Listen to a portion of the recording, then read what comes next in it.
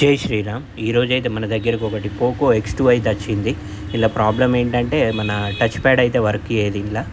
మనం దీన్ని find out చేస్తే ఏమవుతుందంటే మన టచ్ ప్యాడ్ రీసెట్ లైన్ అయితే ప్రాబ్లం ఓపెన్ ఉండే. దీన్నైతే మనము CPU డ్రై షోల్డ్ అవుట్లో ఈ ప్రాబ్లం అయితే వస్తుంది ఇలా. ఇదైతే డైరెక్ట్ ఏంటంటే CPUలకే పోతుంది ఈ లైన్. మీకు చూపెడతా. ఒక రిజిస్టర్కి through touch pad reset line CPUలకు పోతుంది. ఇదేంటంటే అప్పుడప్పుడు CPU డ్రై షోల్డ్ అవుట్లో ఈ ప్రాబ్లం అయితే వస్తుంది. దీన్నైతే CPU రిమూవ్ చేసి రిఫిక్స్ అయితే చేస్తున్నాము. ఫ్రెండ్స్, మీ దగ్గర కూడా మొబైల్ రిలేటెడ్ రిపేరింగ్ కానీ డిస్ప్లే కానీ ఏమన్నా ఉంటే మన శ్రీరిద్ధి మొబైల్ జగిత్యాల అయితే విజిట్ కండి. జగిత్యాల డిస్టిక్ వాళ్ళు ఎవరైనా చూస్తే కంపల్సరీ లైక్ చేసి ఫాలో చేయండి. దీన్ని అయితే CPU అయితే రిఫిక్స్ చేసినాం మనము.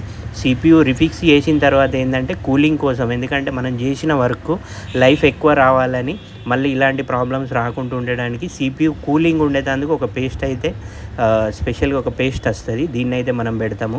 దీన్ని అయితే కంప్లీట్గా ఫోన్ ఆన్ చేసినాము. ఫ్రెండ్స్, మీ దగ్గర కూడా మొబైల్ రిలేటెడ్ డిస్ప్లే కానీ ఛార్జింగ్ కానీ బ్యాటరీ కానీ ఏదైనా ఉంటే మన శ్రీరిద్ధి మొబైల్ జగిత్యాల అయితే విజిట్ కండి. జగిత్యాల డిస్టిక్ వాళ్ళు ఎవరైనా చూస్తే కంపల్సరీ లైక్ చేసి ఫాలో చేయండి.